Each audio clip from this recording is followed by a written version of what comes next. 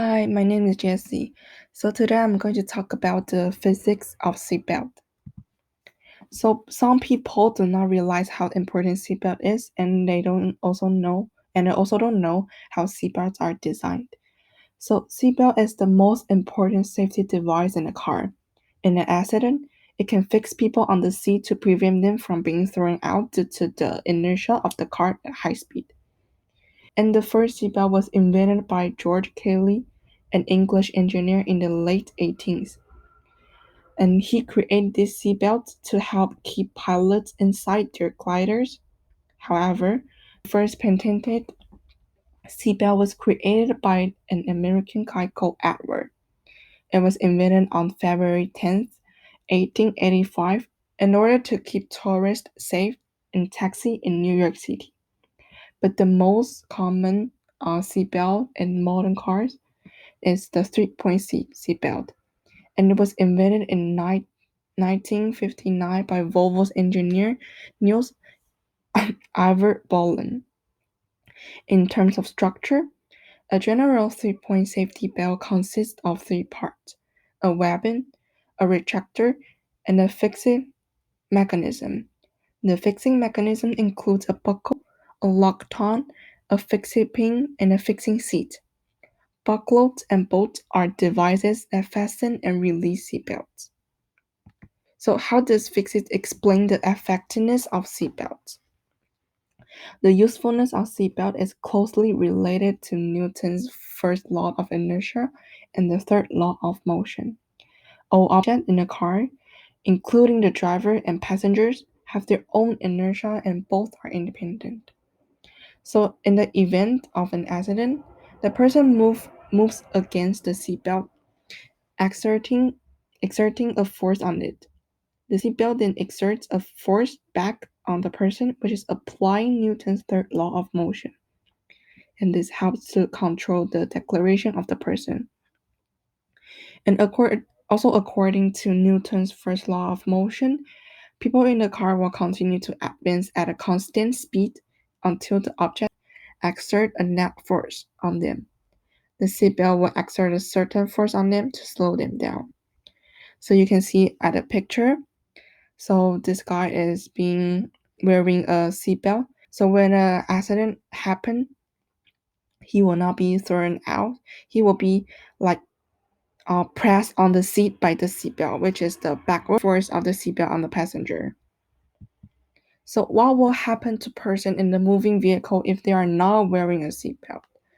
So for example, suppose a car is moving at a 30 km per hour collide with rear of a stationary vehicle. In fact, your speed is almost equal to the speed of the vehicle. So it will feel like you and the vehicle are moving together. But if the car collides with rear of a stationary vehicle, your inertia and the car's inertia will be completely independent of each other. So the collide will cause the car to stop suddenly, but your speed remains the same. So without a seatbelt, you might hit the steering wheel or fly off of the windshield at a speed of about 30 km per hour, which is the same speed as the car. On the other hand, if you have worn a seatbelt, the seatbelt exerts a force back on you which can avoid and reduce the degree of injury. So if you are not wearing a seatbelt, you will be like the man in the picture, being thrown in front or being moving in front to hit the driver's chair or even being thrown out the window. So how the use of seatbelts reduces the likelihood of injury if accident happens. So as mentioned before, in the event of accident, the seatbelt will be tightened and tight and the person moves against the seatbelt, exerting a force on it. The seatbelt then exerts a force back on the person, then relax moderately. When the impact force has passed, the seatbelt should be properly relaxed to avoid excessive tension and injury to the ribs. So therefore, the seatbelt plays a role in restraining displacement and buffering absorbing impact energy. and dissolving inertial force and avoiding or reducing the degree of injury to drivers and passengers. So you can see the man in the picture different from the last picture. He is wearing a seatbelt. So if the accident happen, it will be protected by the seatbelt and will not be thrown out or hit the steering wheel. It will be pressed on the seat. So for designing an automated safety automobile, it should there are a lot of devices that can create a safe automobile, but like I will just leave some example. So this safe automobile should include a seatbelt, of course, the most important safety devices in a car.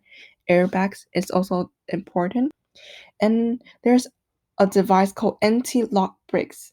So anti-lock brake is a technology that can prevent the vehicle from losing control due to brake lock and can minimize the braking distance before it loses control to improve the safety of the vehicle. And the fourth one is shatterproof glass. And the fifth one is stability control.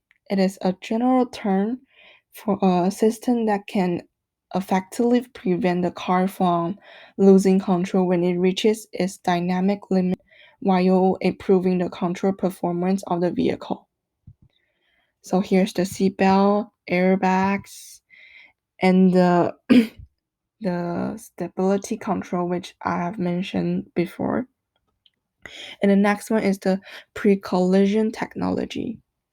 So this pre-collision technology is a camera technology to detect a potential collision with a vehicle or pedestrian directly in front of yours during day or nighttime driving.